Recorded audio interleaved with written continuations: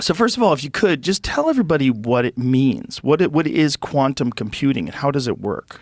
Well, there's a race going on, a race between China, the United States, between IBM and Google, a race to dominate the next generation of computers because Silicon Valley could become a rust belt. Think about that. The digital computer of today could be like the abacus of years gone by. We're talking about the computer of today could become obsolete with this race to perfect the next generation, which is quantum computers. Instead of computing on transistors, we're computing on atoms. Think about that. This is the ultimate computer. There's nothing smaller than what you can do with atoms, and that's what these quantum computers compute with. And it raises all sorts of problems. The CIA is worried that quantum computers will break right through the CIA and any kind of a barrier being placed around your secrets. Industries are going to be created out of nothing. Medicine is going to be turned upside down. Energy production, society, entertainment, every aspect of society will be changed with quantum computers. And that's why there's this race, a race to perfect the quantum computer. How far from the finish line do you think they are? We're still years away. First of all, we've actually built one. Different companies are fielding quantum computers. They're kind of primitive, but some quantum computers are actually millions of times more powerful than our supercomputer for certain definite tasks.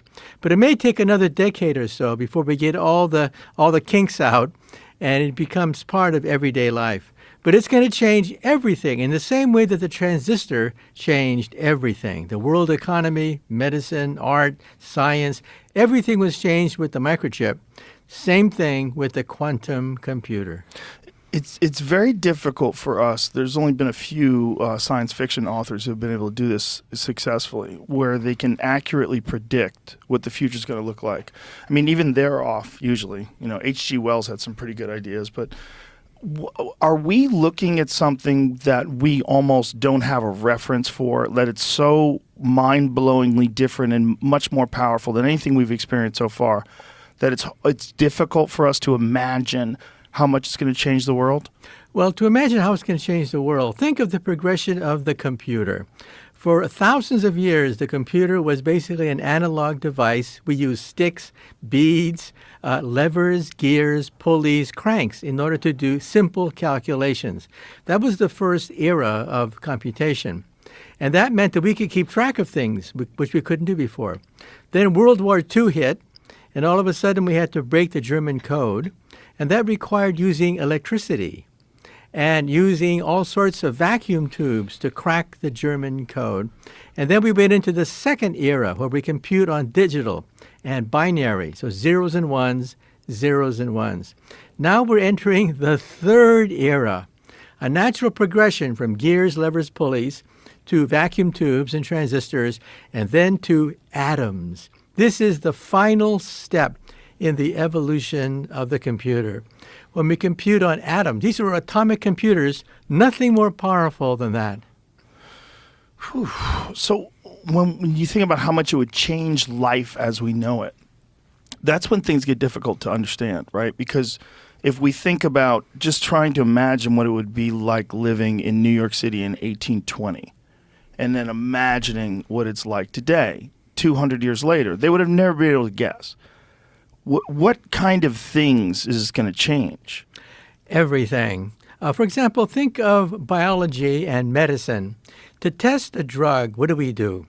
We get thousands, hundreds of different kinds of petri dishes, put the drug in, put the tissue in, and just cross your fingers and hope and pray that of these thousands of dishes, one of them will create a super wonder drug. That's why it costs upwards of $1 billion to market the next wonder drug, because it's all done by trial and error. Now, think of putting that in the memory of a supercomputer, a quantum computer. It analyzes whether or not germs can be destroyed by this substance at the speed of light. Not just one dish, but hundreds, thousands of dishes of these things can be tested at the same time in the memory. the memory of a computer. So we're talking about digital medicine, digital chemistry, virtual chemistry. Think about that. Chemistry without chemicals, biology without biology.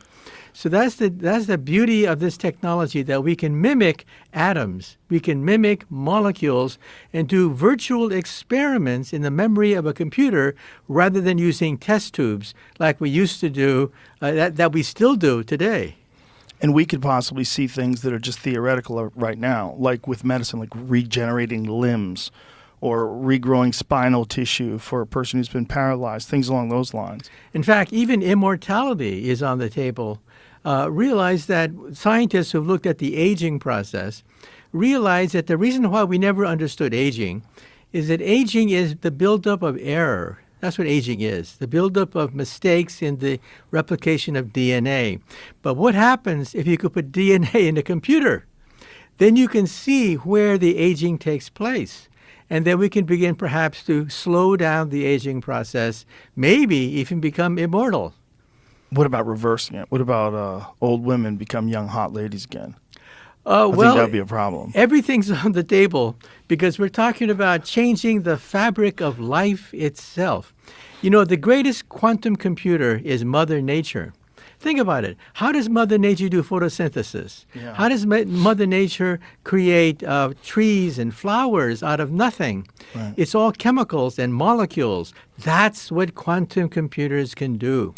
When you think about that, just to describe that complexity that you just described, do you ever wonder if there's some sort of an ongoing code in the whole universe itself? Like there's a reason why all these things happen. There's a reason why the mycelium and the trees have this relationship with the fungus and the earth and the soil, and the animals have this perfect symbiosis.